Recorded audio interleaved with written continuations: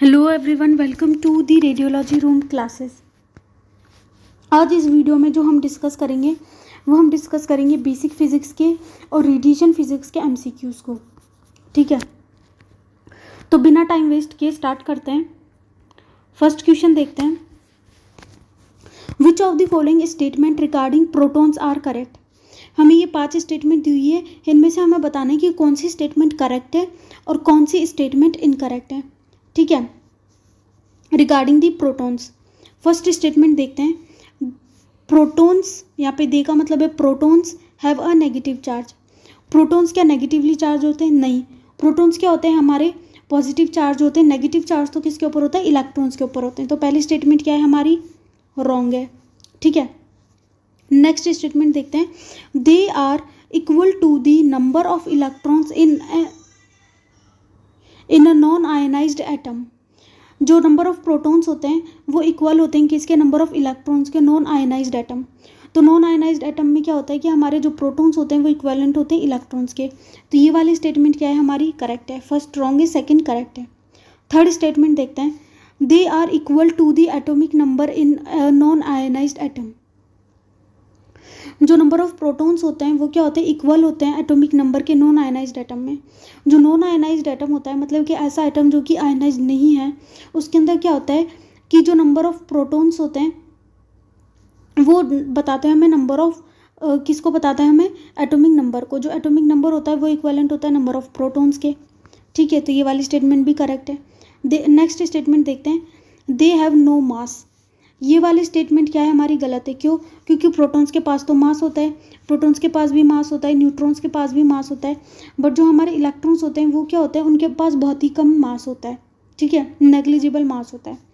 तो fourth statement हमारी incorrect है। लास्ट स्टेटमेंट देखते हैं। They increase in number relative to the neutrons following electron capture. तो ये वाली जो स्टेटमेंट है ये क्या है हमारी? गलत है। क्यों? क्योंकि जब इलेक्ट्रॉन कैप्चर होता है तो उसके अंदर क्या होता है कि जो नंबर ऑफ न्यूट्रॉन्स होते हैं वो इंक्रीज हो सकते हैं रिलेटिव टू दी प्रोटॉन्स। ठीक है, बट नंबर ऑफ प्रोटॉन्स जो होते हैं वो इंक्रीज नहीं होते। नंबर ऑफ न्यूट्रॉन्स क्या होते हैं हमारे? इंक्रीज होते हैं जब इलेक्ट्रॉन कैप्चर का प्रोसेस होता है। तो इसके अंदर हमारी फर्स्ट फोर्थ और फिफ्थ स्टेटमेंट जो है इनकरेक्ट है, बाकी सेकेंड और थर्ड हमारी करेक्ट है। ठीक है, नेक्स्ट क्वेश्चन देखते हैं। नेक्स्ट क्वेश्चन पे चलते हैं। नेक्स्ट क्वेश्चन है हमारा the binding energy of electrons. इसके अंदर जितनी भी स्टेटमेंट्स हैं वो हमारी बाइंडिंग एनर्जी ऑफ इलेक्ट्रॉन से रिलेटेड है और इनके बारे में हमें बताना है कि इनमें से कौन सी स्टेटमेंट जो है करेक्ट है और कौन सी स्टेटमेंट इनकरेक्ट है। ठीक है, तो पहली स्टेटमेंट देखते हैं। Binding energy is the energy expended in moving an electron from an inner to an outer shell. सबसे पहले देखते हैं कि बाइंडिंग एनर्जी क्या होता है। जब भी कोई जो हमारा बाइंडिंग एनर्जी क्या होता है सबसे पहले वो समझते हैं। ये जो हमारा एटम है, suppose this is our atom, इसके अंदर सेंटर में प्रोटॉन और न्यूट्रॉन प्रेजेंट है और शेल जो है उनके अंदर हमारे क्या प्रेजेंट है? इलेक्ट्रॉन प्रेजेंट है। तो ये जो इलेक्ट्रॉन्स होते हैं ये क्या होते हैं? अट्रैक्ट होते हैं किससे? न्यूक्लियस से। ये क्या होता है? न्यूक्लियस जो होता है इन इलेक्ट्रॉन्स को अट्रैक्ट करता है पर्टिकुलर एनर्जी से। ये क्या होते हैं? न्यूक्लियस की तरफ अट्रैक्टेड होते हैं। ये इसको बाइंड करके रखता है, न्यूक्लियस इन शेल्स के बाहर नहीं जाने देता। तो वो जो एनर्जी होती है उसी को हम क्या बोलते हैं? बाइंडिंग एनर्जी बोलते हैं। ठीक है, क्वेश्चन में पहली स्टेटमेंट में बोल रहा है binding energy of electrons is the energy expended in moving an electron from an inner to an outer shell. तो ये वाली स्टेटमेंट क्या है हमारी? फॉल्स है। क्योंकि बाइंडिंग एनर्जी तो वो एनर्जी होगी इलेक्ट्रॉन की जो कि इलेक्ट्रॉन को क्या कर दे? कंप्लीटली रिमूव करने के लिए जो एनर्जी हमें रिक्वायर्ड होगी उसको हम बोलेंगे क्या? Binding energy of electron. तो ये वाली जो पहली स्टेटमेंट है ये हमारी क्या रॉन्ग है। क्यों? क्योंकि जो कितनी एनर्जी हमें रिक्वायर होगी इलेक्ट्रॉन को यहाँ से निकालने के लिए, बाइंडिंग एनर्जी उतनी एनर्जी हमें देनी पड़ेगी, लेकिन इनर टू आउटर शेल के लिए नहीं, पूरा वहाँ से निकालने के लिए उतनी एनर्जी हमें रिक्वायर होगी। ठीक है, नेक्स्ट स्टेटमेंट देखते हैं। Binding energy of electron is higher for L shell electron than M shell electron. तो ये वाली स्टेटमेंट क्या है हमारी करेक्ट है, क्योंकि बाइंडिंग एनर्जी जो होती है जैसे जैसे के जो हमारी शेल का नंबर जो होता है वो इंक्रीज होता जाता है, वैसे वैसे बाइंडिंग एनर्जी जो है वो रिड्यूस होती जाती है। जैसे कि अगर ये हमारी के शेल है, ये एल शेल है, एम शेल है, तो बाइंडिंग एनर्जी जो है के शेल की सबसे ज़्यादा होती है, फिर उसके बाद एल की, फिर एम की, फिर एन की। तो के शेल की एनर्जी, के शेल की जो बाइंडिंग एनर्जी होगी, के शेल के इलेक्ट्रॉन की जो बाइंडिंग एनर्जी होगी वो क्या होगी हमारी, कम होगी। किससे? के शेल की जो होगी वो ज़्यादा होगी एल से, और एल की जो होगी वो हमारी ज़्यादा होगी एम से। तो सेकंड वाली स्टेटमेंट करेक्ट इनकरेक्ट है। क्यों? क्योंकि इसके अंदर बोल रहा है कि एल शेल इलेक्ट्रॉन की हायर होगी देन एम शेल, जबकि ऐसा नहीं होगा। ठीक है, तो ये वाली जो स्टेटमेंट है वो करेक्ट है हमारी। पहली वाली इनकरेक्ट है, सेकंड वाली करेक्ट है, क्योंकि के की ज़्यादा होती है, फिर एल की, फिर एम की, और फिर एन की। ठीक है, नेक्स्ट स्टेटमेंट देखते हैं।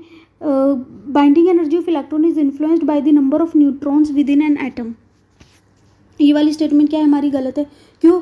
क्योंकि न्यूट्रॉन जो होता है उसके ऊपर तो कोई चार्ज ही नहीं होता, वो तो क्या होते हैं हमारे न्यूट्रल होते हैं, और जो इलेक्ट्रॉन्स होते हैं उनके ऊपर जो स्ट्रॉन्ग फोर्स जो होता है वो एग्जर्ट करता है। वो कौन करता है? हमारा जो न्यूक्लियस होता है वो आउटर इलेक्ट्रॉन्स के ऊपर जो होता है फोर्स एग्जर्ट करता है।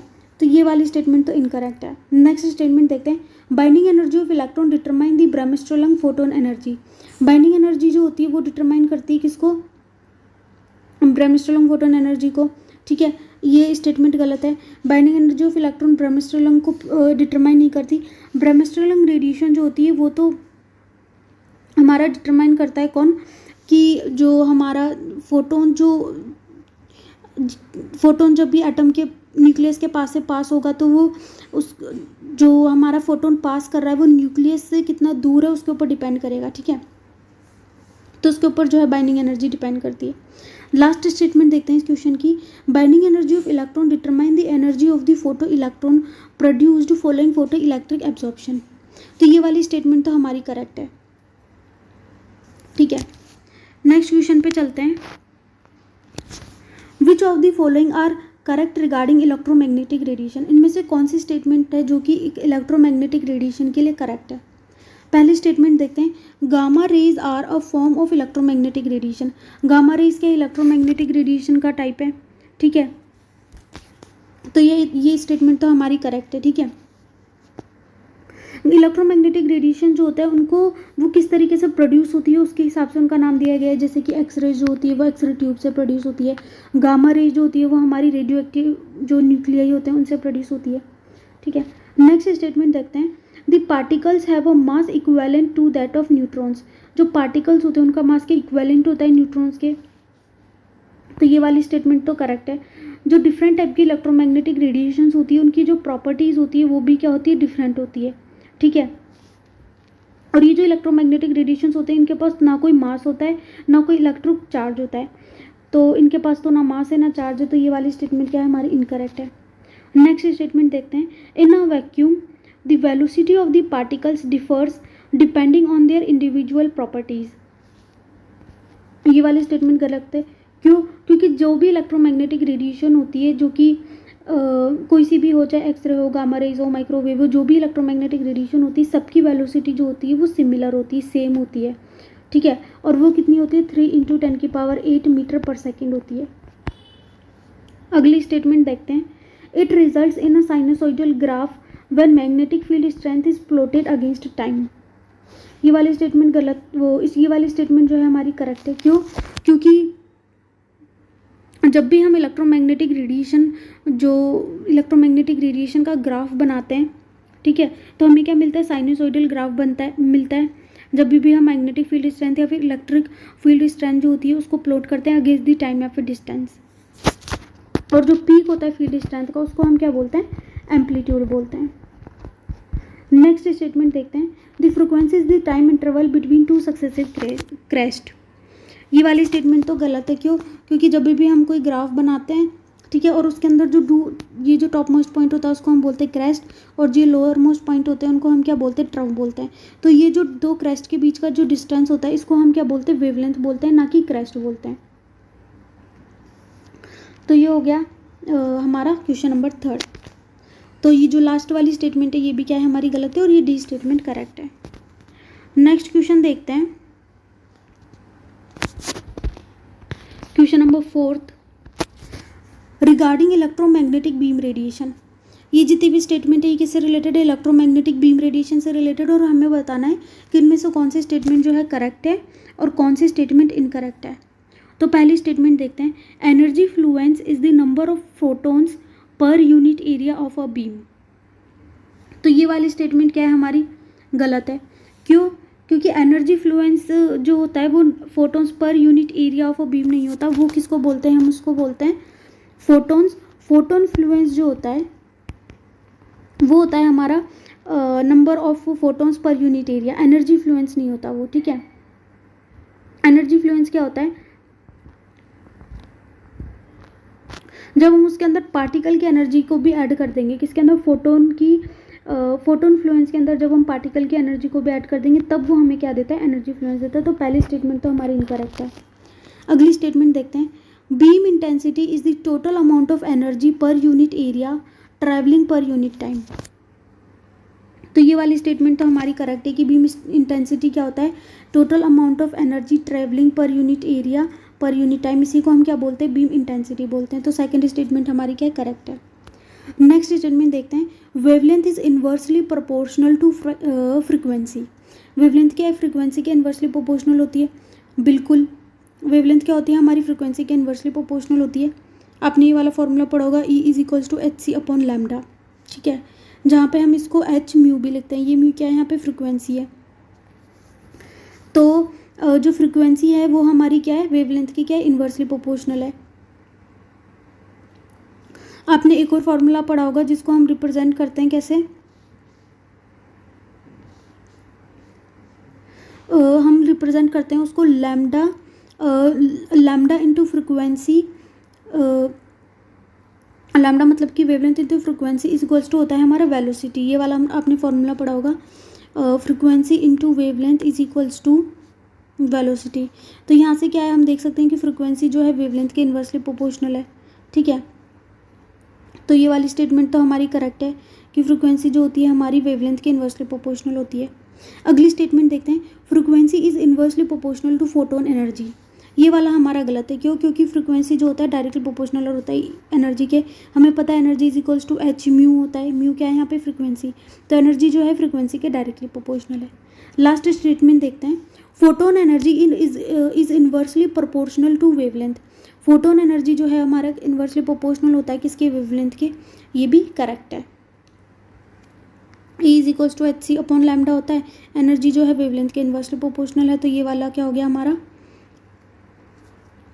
करेक्ट स्टेटमेंट हो गई। तो यहाँ से हम देख सकते हैं कि जो हमारी पहली स्टेटमेंट है वो तो क्या है, हमारी गलत है, ठीक है। दूसरी स्टेटमेंट करेक्ट है, तीसरी भी करेक्ट है, चौथी हमारी इनकरेक्ट थी और लास्ट वाली करेक्ट है। नेक्स्ट क्वेश्चन देखते हैं, regarding the electromagnetic rays. Next question जो है हमारा इलेक्ट्रोमैग्नेटिक रेज से रिलेटेड है। इसमें हमें बताना है कि कौन सी स्टेटमेंट करेक्ट है और कौन सी स्टेटमेंट इनकरेक्ट है। पहली स्टेटमेंट देखते हैं, इलेक्ट्रोमैग्नेटिक रेज से related, they travel parallel to each other in a straight line. तो ये वाली स्टेटमेंट तो गलत है। क्यों? क्योंकि इलेक्ट्रोमैग्नेटिक रेज जो होती है वो ओरिजिनेट होती है एक पॉइंट सोर्स से और डाइवर्ज करती है, ठीक है, एक पैरेलल लाइंस में ट्रेवल नहीं करती, इस तरीके से डाइवर्ज आउट करती है, ठीक है। नेक्स्ट स्टेटमेंट देखते हैं, beam intensity is proportional to the square of the amplitude.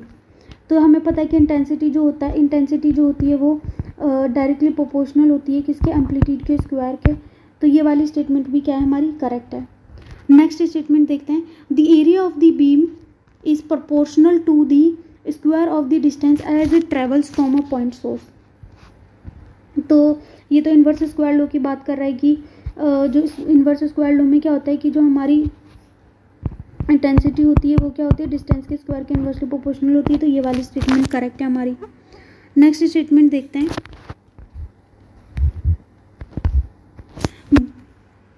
Beam intensity is proportional to the square of the distance as it travels away from a point source. जो beam intensity होती है क्या वो distance के square के proportional होती है, जैसे जैसे वो पॉइंट सोर्स से दूर जाती है। तो ये वाली स्टेटमेंट तो हमारी क्या इनकरेक्ट है। लास्ट स्टेटमेंट देखते हैं। The inverse square law is useful for estimating the intensity of a beam once it has been passed through a copper filter। तो ये वाली स्टेटमेंट भी क्या है हमारी इनकरेक्ट है। क्यों? क्योंकि इन्वर्स स्क्वायर लॉ से रिलेटेड आपको 2 पॉइंट्स ध्यान रखने हैं। पहला पॉइंट क्या है कि रेडिएशन जब भी निकलती है पॉइंट सोर्स से, तो हमें जहाँ से भी रेडिएशन निकल रही है उसको हमको क्या मानना है, पॉइंट सोर्स मानना है। दूसरा आपको पॉइंट ध्यान रखना है regarding the inverse square law कि जो भी हमारा सोर्स है जहाँ से रेडिएशन निकल रही है, ठीक है, और जो हमारा पॉइंट ऑफ मेजरमेंट है उसके बीच में हम मान के चलते हैं कि ना कोई एब्जॉर्प्शन हो रहा है और ना कोई स्कैटर हो रहा है between the source and the point of measurement. ठीक है, तो इंपॉर्टेंट पॉइंट्स क्या है regarding the inverse square law जो कि आपको ध्यान रखने हैं, that radiation come from a point source and second point there is no absorption और scatter of radiation between the source and the point of measurement. ठीक है, तो इन पॉइंट को ध्यान में रखते हुए हमें क्या याद रखना है कि ये वाली स्टेटमेंट जो है हमारी लास्ट स्टेटमेंट वो गलत है। क्यों? क्योंकि इन्वर्स स्क्वायर लॉ जो होता है वो that is not useful for estimating the intensity of a beam once it has been pass through a copper filter. क्योंकि जब भी हम मेज़र करते हैं तो जो सोर्स होता है और जो पॉइंट मेजरमेंट पॉइंट होता है उसके बीच में हम ये मान के चलते हैं कि ना कोई अटेन्यूएशन हुआ है, ना कोई स्कैटर हुआ है, ना कोई एब्जॉर्प्शन हुआ है। ठीक है, तो इसलिए हमारी जो लास्ट स्टेटमेंट है वो क्या हो गई, हमारी इनकरेक्ट हो गई। नेक्स्ट क्वेश्चन नंबर देखते हैं हम, क्वेश्चन नंबर 6 देखते हैं। Which of the following statement are correct regarding an X-ray tube. इनमें से कौन सी स्टेटमेंट जो है रिगार्डिंग एक्सरे ट्यूब वो करेक्ट है, हमें बताना है इनमें से कौन सी स्टेटमेंट करेक्ट है और कौन सी इनकरेक्ट है। पहली स्टेटमेंट देखते हैं, the tube current is increased by increasing the filament voltage. अगर ट्यूब करंट जो है वो क्या इंक्रीज होता है फिलामेंट वोल्टेज को इंक्रीज करने से, तो ये वाली स्टेटमेंट तो क्या है हमारी करेक्ट है। क्यों? क्योंकि जब हम फिलामेंट जो होता है जितना उसको हम हीट करेंगे, जितना हम उसको इलेक्ट्रिक करंट देंगे उतने ज़्यादा उसमें से क्या होंगे, इलेक्ट्रॉन्स एमिट होंगे। ठीक है, और उतना ज़्यादा हमें क्या मिलेगा, जितने ज़्यादा इसमें से इलेक्ट्रॉन निकलेंगे उतना ज़्यादा हमें क्या मिलेगा, करंट मिलेगा। ठीक है, तो उसी को हम क्या, तो ये वाली स्टेटमेंट क्या हो गई हमारी करेक्ट हो गई। नेक्स्ट स्टेटमेंट देखते हैं, ये वाली तो करेक्ट है। नेक्स्ट स्टेटमेंट देखते हैं, an increase in the tube voltage leads to a proportional increase in the tube current. तो ये वाली तो गलत है। क्यों?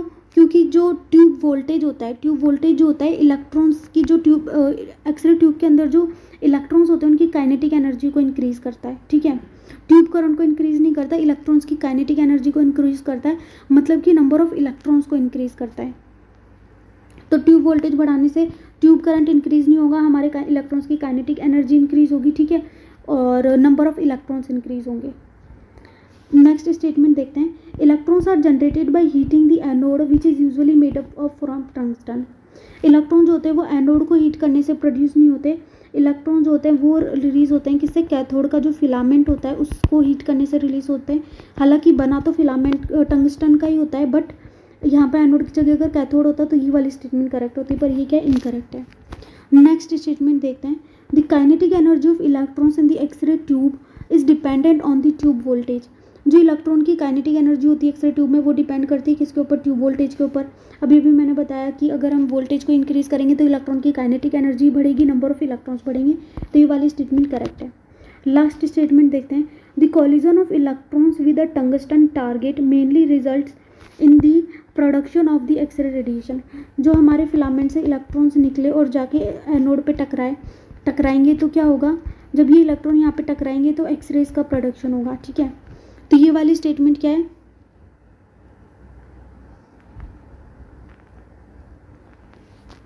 इनकरेक्ट है। क्यों? क्योंकि यहाँ पे क्या लिखा हुआ है कि collision of electron with a tungsten target mainly result in the production of X-ray radiation.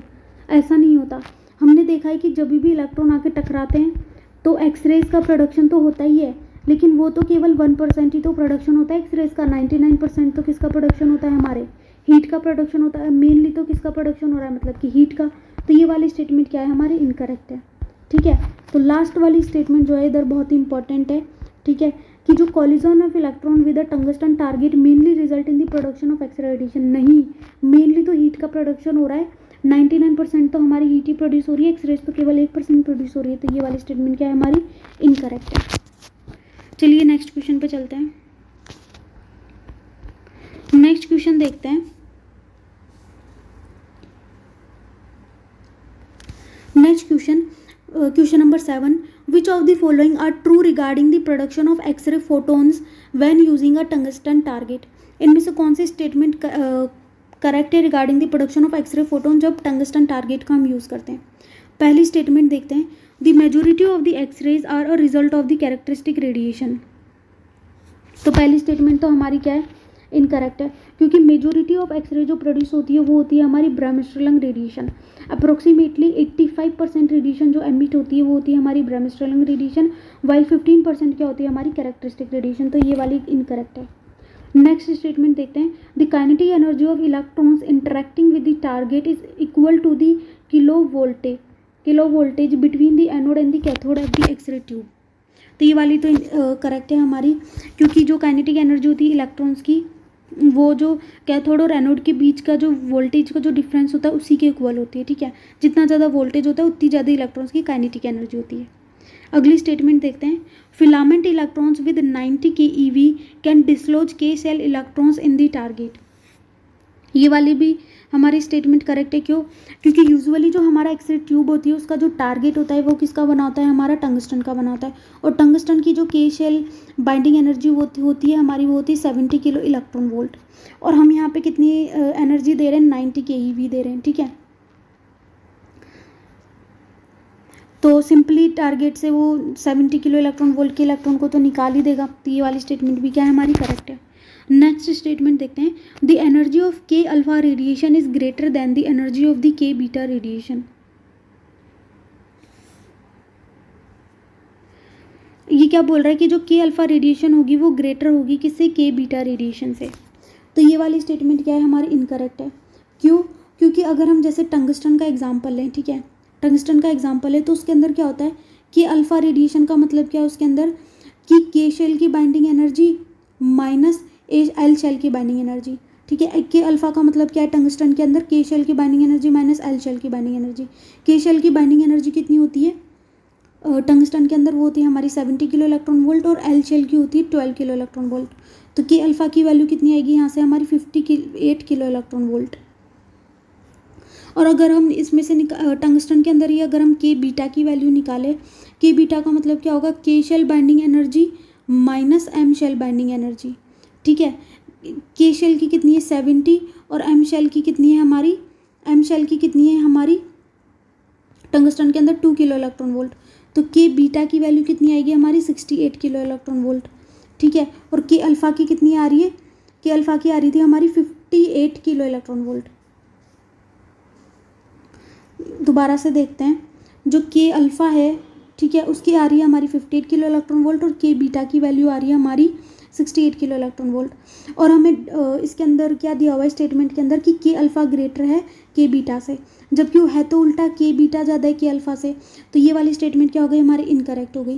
पहली वाली भी इनकरेक्ट थी, दूसरी वाली करेक्ट थी, तीसरी वाली करेक्ट और चौथी वाली इनकरेक्ट, ठीक है।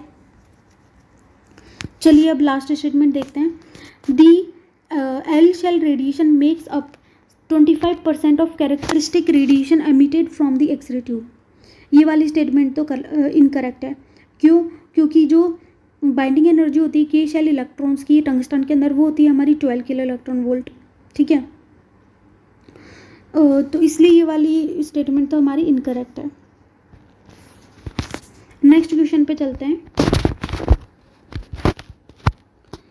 नेक्स्ट क्वेश्चन के से पहले हम कलर चेंज कर लेते हैं,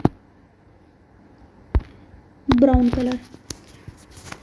इसके अंदर हमें बताना है कंसर्निंग दी कैरेक्टरिस्टिक रेडिएशन से रिलेटेड सारे स्टेटमेंट, और हमें बताना है इनमें से कौन सी स्टेटमेंट करेक्ट है और कौन सी स्टेटमेंट इनकरेक्ट है। तो पहली स्टेटमेंट देखते हैं, it results in photons with a fixed energy for a given material. ये वाली स्टेटमेंट हमारी करेक्ट है। क्यों, क्योंकि कैरेक्टरिस्टिक रेडिएशन का प्रोडक्शन कैसे होता है, जब भी कोई फोटोन आता है और उसके अंदर क्या होता है कि वो आके जो के शेल का या फिर एल शेल का या फिर एम शेल का इलेक्ट्रॉन जो होगा वहाँ से निकालेगा, यहाँ से के शेल का इलेक्ट्रॉन को बाहर निकाला, अब दूसरी शेल का जो इलेक्ट्रॉन होगा या तो के एल शेल का या फिर एम शेल का, वो ये इस इलेक्ट्रॉन को बाहर निकाल दे तो इसकी वैकेंसी को ही फिल करेगा। और जब इन दोनों की जो बाइंडिंग एनर्जी की और एल शेल की जो बाइंडिंग एनर्जी का डिफरेंस होगा, वो in the form of characteristic radiation जो है वो प्रोड्यूस करेगा क्या, कैरेक्टरिस्टिक एक्सरे को ये प्रोड्यूस करेगा। तो ठीक है, तो ये कैरेक्टरिस्टिक एक्सरे रेडिएशन का जो प्रोडक्शन हो रहा है वो किसके ऊपर डिपेंड कर रहा है, जो पर्टिकुलर हमारा एलिमेंट है, ठीक है, उसकी बाइंडिंग एनर्जी इसके ऊपर, उसकी जो K shell L shell M shell की जो बाइंडिंग एनर्जी उसके ऊपर डिपेंड कर रहा है। और बाइंडिंग एनर्जी जो होती है पर्टिकुलर एलिमेंट्स की वो क्या होती है, डिफरेंट होती है। इसलिए पहली वाली स्टेटमेंट क्या है हमारी, करेक्ट है। क्यों, क्योंकि इसके अंदर क्या बोल रहा है कि फिक्स्ड एनर्जी प्रोड्यूस होगी, ठीक है, गिवन मटेरियल के लिए, तो ये वाली स्टेटमेंट हमारी करेक्ट हो गई। अगली स्टेटमेंट देखते हैं, it mainly involves filament electrons dislodging L shell electrons. It mainly involves filament electrons dislodging L shell electrons, तो ये वाली क्या है हमारी गलत है। क्यों, क्योंकि कैरेक्टरिस्टिक रेडिएशन के अंदर मेनली जो के शेल इलेक्ट्रॉन्स होते हैं उनको वो है जो डिसलॉज करता है, ठीक है, तो ये वाली स्टेटमेंट तो इनकरेक्ट हो गई। नेक्स्ट स्टेटमेंट देखते हैं, photon energy is directly proportional to the tube voltage. Photon energy जो होती है वो क्या डायरेक्टली प्रोपोर्शनल होती है ट्यूब वोल्टेज के, बिल्कुल भी नहीं, ठीक है, ये वाली स्टेटमेंट हमारी इनकरेक्ट है। नेक्स्ट स्टेटमेंट देखते हैं, the rate of production of characteristic radiation is directly proportional to the filament voltage. जो रेट होती है कैरेक्टरिस्टिक रेडिएशन के प्रोडक्शन की वो डायरेक्टली प्रोपोर्शनल होती है फिलामेंट वोल्टेज की, ये वाली स्टेटमेंट करेक्ट है। नेक्स्ट और लास्ट स्टेटमेंट देखते हैं इस क्वेश्चन की, atomic number influences photon energy of के रेडिएशन। ये वाली स्टेटमेंट भी करेक्ट है। क्यों, क्योंकि जैसे जैसे एटॉमिक नंबर इंक्रीज होता है वैसे वैसे बाइंडिंग एनर्जी जो होती है इलेक्ट्रॉन्स की वो इंक्रीज होगी, तो जो के रेडिएशन होगी फोटोन एनर्जी जो होगी के रेडिएशन की वो भी क्या होगी हमारी इंक्रीज होगी। तो ये वाली स्टेटमेंट क्या है हमारी करेक्ट है। नेक्स्ट क्वेश्चन देखते हैं, नेक्स्ट क्वेश्चन है हमारा क्वेश्चन नंबर 9, वो देखते हैं हम लोग, कंसर्निंग द ब्रैमिस्टरल रेडिएशन। पिछले क्वेश्चन में हमने कैरेक्टरिस्टिक रेडिएशन की बात करी, इस क्वेश्चन में हमें ब्रैमिस्टरल रेडिएशन के बारे में बात कर रहे हैं। इसमें से कौन सी स्टेटमेंट करेक्ट है और कौन सी इनकरेक्ट है। तो पहली स्टेटमेंट देखते हैं, it results mainly from filament electrons colliding with the nucleus.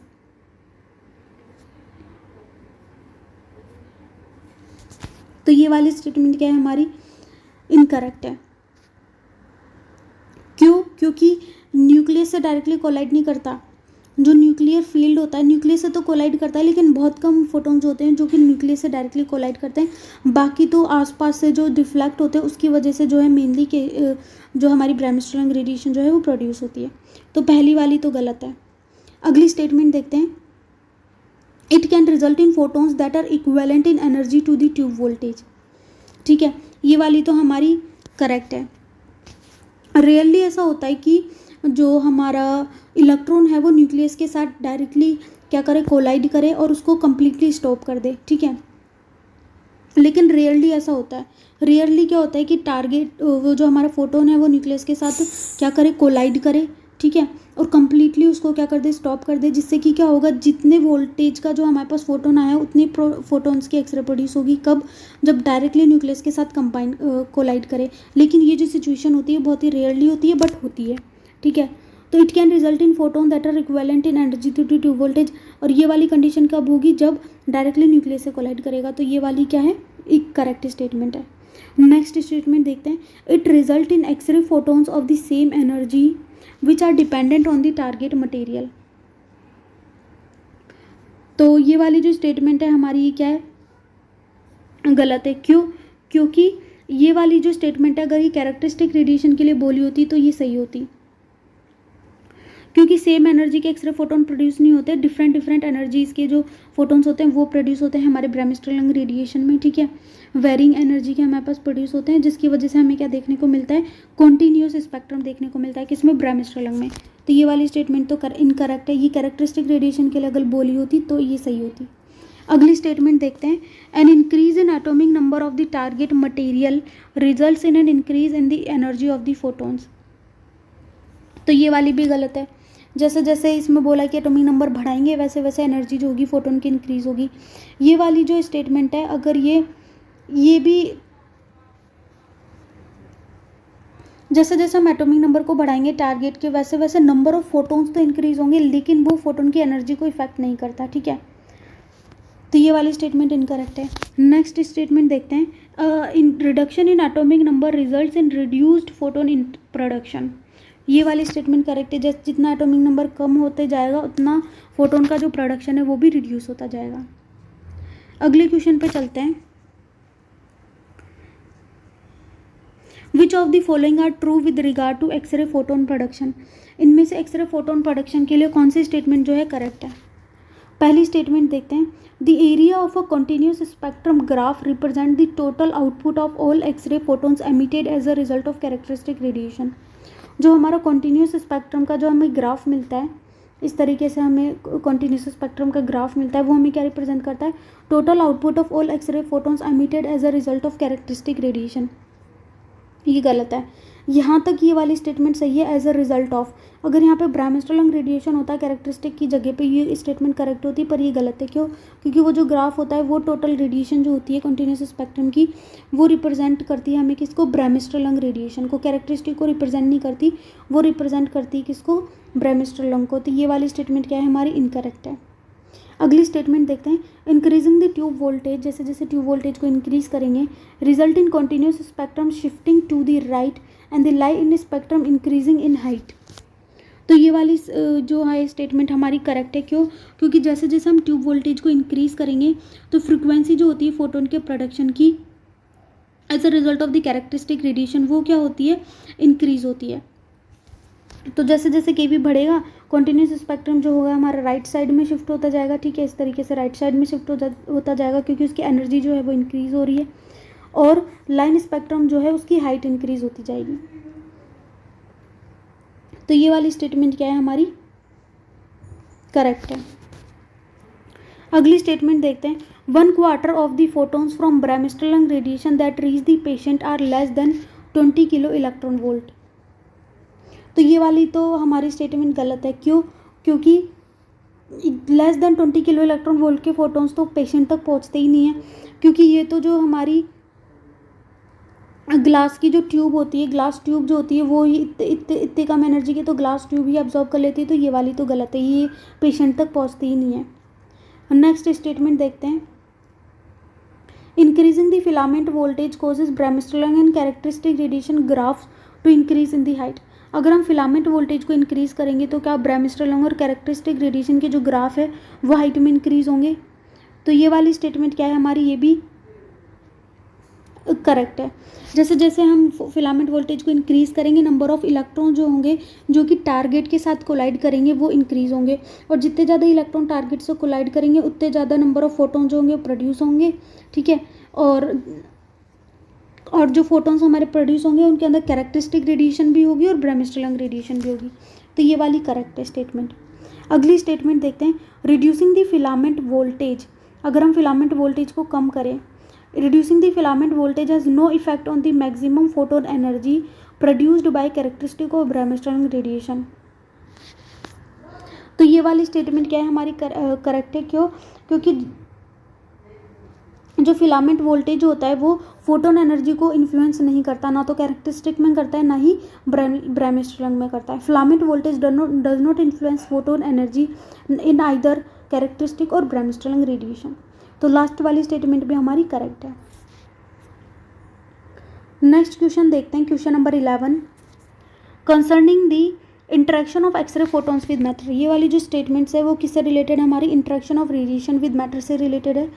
ठीक है, इन स्टेटमेंट्स में हम बताना है इनमें से कौन सी स्टेटमेंट जो है रिगार्डिंग दी एक्सरे फोटोन्स का जो इंटरेक्शन होता है मैटर के साथ वो करेक्ट है और कौन सा इनकरेक्ट है। ठीक है, पहली स्टेटमेंट देखते हैं, it is possible to predict the fraction of photons that will be absorbed और scattered when passing through a given material. ये बोल रहा है कि क्या ये पॉसिबल है कि कितने फ्रैक्शन ऑफ फोटोन एब्जॉर्ब हो रहे हैं और स्कैटर हो रहे हैं जब वो किसी भी मटेरियल के थ्रू जो एक्सरे फोटोन्स जब पास करते हैं। तो ये वाली स्टेटमेंट क्या है हमारी, इनकरेक्ट है, ये हम डिटरमाइन नहीं कर सकते। नेक्स्ट क्वेश्चन देखते हैं, नेक्स्ट स्टेटमेंट देखते हैं, attenuation is represented by the number of photons absorbed और स्कैटर्ड बाय द मैटर। तो ये वाली स्टेटमेंट हमारी करेक्ट है। एटीन्यूएशन क्या होता है, टोटल नंबर ऑफ फोटॉन जो कि रिमूव हो गए, ठीक है। एटीन्यूएशन का मतलब होता है कि कितने फोटॉन जो हैं वो उसमें से टोटल फोटॉन्स रिमूव हो गए। अब वो स्कैटरिंग की वजह से भी रिमूव हो सकते हैं, एब्जॉर्प्शन की वजह से भी रिमूव हो सकते हैं प्राइमरी बीम में से after passing through the attenuated material. तो ये वाली करेक्ट है। नेक्स्ट स्टेटमेंट देखते हैं, scattered photons help from the primary image on the film. जो स्कैटर्ड फोटोन होते हैं वो क्या हेल्प करते हैं फिल्म के ऊपर प्राइमरी इमेज बनाने में। तो ये वाली स्टेटमेंट इनकरेक्ट है। क्यों? क्योंकि जो एक्सरेज ट्रांसमिट होती है पेशेंट से वो क्या फॉर्म करती है हमारी प्राइमरी इमेज, लेकिन जो स्कैटर्ड एक्सरेज होती है वो जो इमेज है उसको क्या करती है, ख़राब करने का काम करती है, कॉन्ट्रास्ट को रिड्यूस करने का काम करती है। तो ये वाली इनकरेक्ट है। नेक्स्ट स्टेटमेंट देखते हैं, half value layer of a material is the thickness needed to reduce the number of photons in a beam by half. तो ये वाली स्टेटमेंट क्या है हमारी, करेक्ट है। क्यों? क्योंकि हाफ वैल्यू लेयर क्या होता है, हाफ वैल्यू लेयर वो थिकनेस होती है जिससे कि जो फोटॉन्स हैं, उनकी जो इंटेंसिटी है वो क्या हो जाए, हाफ हो जाए, ठीक है। नंबर ऑफ फोटॉन्स हाफ नहीं होते, जो इंटेंसिटी होती है फोटॉन्स की वो हाफ होती है। और वो भी किसके लिए, ये भी हम किसके लिए यूज़ करते हैं, मोनो एनर्जेटिक बीम्स के लिए, ठीक है। तो ये वाली स्टेटमेंट क्या है हमारी, करेक्ट है, वो सॉरी इनकरेक्ट है। नंबर ऑफ फोटॉन्स को हाफ नहीं किया जाता, इंटेंसिटी जो होती है उसको जो है हम हाफ करते हैं, ठीक है। And it is correct for the mono energetic beam. Last statement देखते हैं, the half value layer is inversely proportional to the linear attenuation coefficient of a material. तो ये वाली तो हमारी एक करेक्ट है कि हाफ वैल्यू लेयर जो होती है वो इनवर्सली प्रोपोर्शनल होती है किसके, लीनियर एटीन्यूएशन कोफिशिएंट जिसको हम म्यू से रिप्रेजेंट करते हैं। और HVL का फॉर्मूला होता है HVL is equals to 0.693 upon mu, ठीक है। तो ये हो गया हमारा क्वेश्चन नंबर 11। नेक्स्ट देखते हैं हम question number 12। Question number 12, concerning factors affecting absorption and scatter of the X-rays, ठीक है। फैक्टर जो कि एब्जॉर्प्शन और स्कैटर को अफेक्ट करते हैं एक्सरेज के, उनसे रिलेटेड स्टेटमेंट्स हैं, ठीक है। और हमें बताना है कि इनमें से कौन सी करेक्ट है और कौन सी इनकरेक्ट है। तो पहली स्टेटमेंट देखते हैं, an increase in density of a material results in an increase in the linear attenuation coefficient. क्या जैसे जैसे हम डेंसिटी को इंक्रीज करेंगे वैसे वैसे लीनियर एटीन्यूएशन कोफिशिएंट भी इंक्रीज होगा। तो ये वाली स्टेटमेंट करेक्ट है। क्यों? क्योंकि जितनी ज़्यादा डेंसिटी होगी उतनी ज़्यादा प्रोबेबिलिटी होती है कि फोटोन जो है वो इंटरेक्ट करेगा इलेक्ट्रॉन के साथ, मतलब मटेरियल का जो इलेक्ट्रॉन है उसके साथ जो है वो इंटरेक्ट करेगा। तो ये वाली स्टेटमेंट हमारी करेक्ट है। नेक्स्ट स्टेटमेंट देखते हैं, increasing the atomic number of a material increases it's half value layer. Atomic number बढ़ने से क्या हाफ वैल्यू लेयर इंक्रीज होती है? तो ये वाली स्टेटमेंट गलत है। क्यों? क्योंकि जितना ज़्यादा एटॉमिक नंबर होगा उतनी ज़्यादा प्रोबेबिलिटी होगी कि जो फोटोन है, ठीक है, वो इंटरेक्ट करेगा मटेरियल के इलेक्ट्रॉन के साथ। मतलब कि जितना ज़्यादा एटॉमिक नंबर होगा उतना ज़्यादा फोटो इलेक्ट्रिक इफेक्ट होगा, ठीक है। जैसे जैसे वो मटेरियल के पास, जैसे जैसे मटेरियल के थ्रू पास करेगा, और उससे क्या होगा कि HVL जो होगा हमारा रिड्यूस होगा। तो ये वाली स्टेटमेंट हमारी इनकरेक्ट है। अगली स्टेटमेंट देखते हैं, reducing the tube voltage increases the linear attenuation coefficient. तो ये वाली स्टेटमेंट भी क्या है हमारी, करेक्ट है। जितना ज़्यादा ट्यूब वोल्टेज होगा उतना ज़्यादा हमारा क्या होगा, लीनियर एटीन्यूएशन कोफिशिएंट होगा। अगली स्टेटमेंट देखते हैं, increasing the filament voltage reduces the half value layer of a material. तो ये वाली तो गलत है। क्यों? क्योंकि फिलामेंट वोल्टेज बढ़ाने से फोटोन के जो नंबर होते हैं वो इंक्रीज होते हैं, ना कि फोटोन की एनर्जी। फिलामेंट वोल्टेज को अगर हम बढ़ाएंगे तो नंबर ऑफ फोटोन जो होंगे वो इंक्रीज होंगे, नंबर ऑफ फोटोन जो होंगे, फोटोन का जो नंबर होगा वो इंक्रीज होगा, ठीक है। फोटोन की एनर्जी इंक्रीज नहीं होगी, तो इससे कोई भी इफेक्ट नहीं पड़ेगा हमारा हाफ वैल्यू लेयर के ऊपर। अगली स्टेटमेंट देखते हैं, और ये जो इनकरेक्ट है ये मैंने डी के लिए बताया है। नेक्स्ट स्टेटमेंट देखते हैं, और ये वाली डी वाली इनकरेक्ट है। लास्ट स्टेटमेंट देखते हैं हमारी E statement, a narrow beam has a higher scatter to transmission ratio than a wide beam. तो ये वाली तो हमारी ये वाली स्टेटमेंट भी क्या है हमारी, इनकरेक्ट है। क्यों? क्योंकि जो जितनी ज़्यादा बीम नैरो होगी उतना कम उसके अंदर स्कैटर होगा। बीम जितनी नैरो होगी, ठीक है, बीम जितनी ज़्यादा नैरो होगी स्कैटर जो होगा उतना कम होगा, बीम जितनी ज़्यादा नैरो होगी स्कैटर उतना कम होगा। तो ठीक है, तो नैरो बीम के अंदर high scatter to transmission ratio ये गलत है। क्यों? क्योंकि नैरो बीम है तो हाई स्कैटर नहीं होगा, लो स्कैटर होगा देन अ वाइड बीम। तो लास्ट वाली स्टेटमेंट भी हमारी इनकरेक्ट है। नेक्स्ट क्वेश्चन देखते हैं, question number 13 concerning an X-ray beam. X-ray beam से रिलेटेड स्टेटमेंट है, बताना इनमें से कौन सी करेक्ट है और कौन सी इनकरेक्ट है। पहली स्टेटमेंट है हमारी, it reduces in equal quantities as it passes through material of equal thickness. तो ये वाली स्टेटमेंट इनकरेक्ट है। क्यों? क्योंकि ये वाली इक्वल क्वांटिटी में कब रिड्यूस होगी, जब इक्वल क्वांटिटी में तब रिड्यूस होगी जब बीम जो है वो एक्सरे बीम जो है वो मोनो एनर्जेटिक होगी। लेकिन हमारी जो प्रैक्टिकली जो हमारी एक्सरे बीम होती है जो कि एक्सरे ट्यूब से निकलती है वो क्या होती है, पॉली एनर्जेटिक बीम होती है। तो इक्वल क्वांटिटी में वो रिड्यूस नहीं होती when it passes through a material of equal thickness. तो ये क्या इनकरेक्ट है। अगली स्टेटमेंट देखते हैं, no matter how thick the material it is not possible to completely absorb the primary X-ray beam. ये वाली स्टेटमेंट क्या है हमारी, करेक्ट है। ये बोल रहा है कि कितनी भी मोटा हम मटेरियल ले लें ये पॉसिबल नहीं है कि प्राइमरी एक्सरे बीम को हम कम्प्लीटली एब्जॉर्ब कर पाएँ, क्योंकि जो हमारा एब्जॉर्प्शन होता है वो क्या होता है, हमारा एक्सपोनेंशियली होता है इस तरीके से। तो हम कितना भी थिकनेस का मटेरियल ले लें कभी भी ऐसा नहीं होगा कि वो कम्प्लीटली एब्जॉर्ब हो जाए बीम। तो इसलिए ये वाली स्टेटमेंट क्या है हमारी, करेक्ट है। अगली स्टेटमेंट देखते हैं, beam hardening result from a reduced number of photons being removed from the primary beam. तो ये वाली स्टेटमेंट क्या है हमारी, फॉल्स है। बीम हार्डनिंग कब होती है, जब लो एनर्जी फोटोन जो होते हैं वो एटीन्यूएट होते हैं, ठीक है, more than the high energy photon as the beam travels through a material.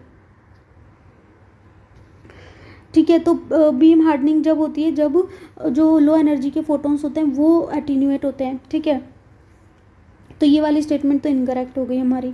अगली स्टेटमेंट देखते हैं, for a heterogeneous beam the half value layer increases as the beam passes through the material. तो ये वाली स्टेटमेंट करेक्ट है। जैसे जैसे beam जो है वो पास करेगी मटेरियल से, हाफ वैल्यू लेयर जो होगी उसकी क्या होती जाएगी, इंक्रीज होती जाएगी फॉर अ हेटेरोजेनस बीम। तो ये क्या है हमारी, करेक्ट है।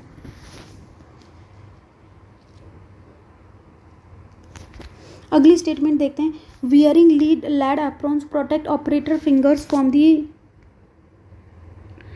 X ray beam. तो ये वाली स्टेटमेंट क्या है हमारी, इनकरेक्ट है। क्यों? क्योंकि जो हमारे लैड ग्लव्स, लैड एप्रॉन्स, ये सब जो होते हैं ये हमें सेकेंडरी रेडिएशन से प्रोटेक्ट करते हैं, ठीक है, सेकेंडरी रेडिएशन से प्रोटेक्ट करते हैं, ना कि प्राइमरी रेडिएशन से, ठीक है। और जब ऑपरेटर का फिंगर अगर एक्सरे बीम में है तो वो क्या होगी, उसके अंदर क्या होगी, प्राइमरी रेडिएशन होगी, और प्राइमरी रेडिएशन से लैड ग्लव्स जो होते हैं प्रोटेक्ट नहीं करते। तो ये वाली स्टेटमेंट क्या हो गई हमारी, इनकरेक्ट होगी। अगला क्वेश्चन देखते हैं, क्वेश्चन नंबर 14।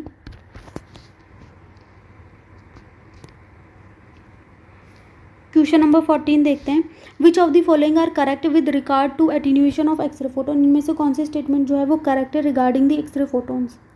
पहली स्टेटमेंट देखते हैं, the Compton effect refers to interaction of X-ray photons with free electrons. Compton effect में क्या होता है कि एक्सरे फोटोन्स का फ्री इलेक्ट्रॉन्स के साथ इंटरेक्शन होता है। तो ये वाली स्टेटमेंट क्या है हमारी, करेक्ट है। कॉम्पटन इफेक्ट के अंदर फोटोन जो होता है वो जो आउटर शेल के जो लूजली बाउंड इलेक्ट्रॉन्स होते हैं उनके साथ इंटरेक्ट करता है, ठीक है। तो ये क्या है हमारी करेक्ट स्टेटमेंट है। अगला स्टेटमेंट देखते हैं, attenuation is the difference between the incident beam and the attenuated beam. Attenuation difference नहीं होता है, एटेन्यूएशन तो क्या होता है, हाँ ये वाली स्टेटमेंट करेक्ट है। Attenuation is the difference between the incident beam and the attenuated beam, हाँ ये वाली स्टेटमेंट करेक्ट है। अगली स्टेटमेंट देखते हैं, photoelectric absorption refer to the interaction of X-ray photons with loosely bound electrons. ये गलत है। क्यों? क्योंकि फोटो इलेक्ट्रिक एब्जॉर्प्शन के अंदर लूजली बाउंड इलेक्ट्रॉन्स के साथ इंटरेक्शन नहीं होता। इनके अंदर जो एक्सरे फोटोन्स का इंटरेक्शन होता है वो होता है हमारे इनर शेल के जो इलेक्ट्रॉन्स होते हैं। ये हमारा अगर एटम है इसके अंदर जो इनर शेल के इलेक्ट्रॉन है, जैसे कि अगर ये हमारी के शेल है, एल शेल है, एम शेल है, तो ये जो इनर शेल के जो इलेक्ट्रॉन्स होंगे उनके साथ इंटरेक्शन होता है। जो बाउंडेड इलेक्ट्रॉन्स होते हैं ना उनके साथ इंटरेक्शन होता है। तो ये वाली जो स्टेटमेंट है ये कॉम्पटन इफेक्ट के लिए करेक्ट है और फोटो इलेक्ट्रिक के लिए इनकरेक्ट है। अगली स्टेटमेंट देखते हैं, an increase in atomic number increases the linear attenuation coefficient. तो ये भी करेक्ट है। जैसे जैसे एटॉमिक नंबर बढ़ेगा वैसे वैसे लीनियर एटीन्यूएशन कोफिशिएंट जो होगा वो हमारा इंक्रीज़ होगा। क्यों? क्योंकि जैसे जैसे एटॉमिक नंबर जो है हमारा इंक्रीज़ होता है तो प्रोबेबिलिटी जो होती है वो हायर होती है कि जो हमारा जो फोटोन है, जो कि एक्सरे फोटोन है, वो इलेक्ट्रॉन के साथ इंटरेक्ट करे। जो बाउंडेड इलेक्ट्रॉन है, जो हमारा इनर शेल का इलेक्ट्रॉन है, मतलब कि फोटो इलेक्ट्रिक एब्जॉर्प्शन होने की प्रोबेबिलिटी ज़्यादा होती है। और प्रोबेबिलिटी जितनी ज़्यादा होगी इफेक्ट होने की, तो लीनियर एटीन्यूएशन कोफिशिएंट भी हमारा उतना ज़्यादा होगा। ठीक है, लीनियर एटीन्यूएशन कोफिशिएंट उतना ज़्यादा होगा, तो इसलिए एटॉमिक नंबर बढ़ने से लीनियर एटीन्यूएशन कोफिशिएंट क्या होता है? इंक्रीज होता है। लास्ट स्टेटमेंट है हमारी, elastic scatter result in no loss of energy. ये वाली स्टेटमेंट करेक्ट है। क्यों? इलास्टिक स्कैटर हम किसके लिए यूज़ करते हैं? जो हमारी कोहेरेंट स्कैटर होता है, कोहेरेंट स्कैटरिंग होती है, उसी को हम क्या बोलते हैं? इलास्टिक स्कैटरिंग बोलते हैं। और उसके अंदर क्या होता है कि जब भी हमारा जो इलेक्ट्रॉन आता है वो इलेक्ट्रॉन के साथ क्या करता है? इंटरेक्ट करता है, और जितनी वेवलेंथ के साथ वो आया था उतनी वेवलेंथ के साथ वो वापस चला जाता है। तो एनर्जी क्या रह रही है? उसकी सेम रह रही है, कोई भी लॉस नहीं हो रहा। तो इसलिए ये वाली स्टेटमेंट भी क्या है? हमारी करेक्ट है। अगला क्वेश्चन देखते हैं, क्वेश्चन नंबर 15 कंसर्निंग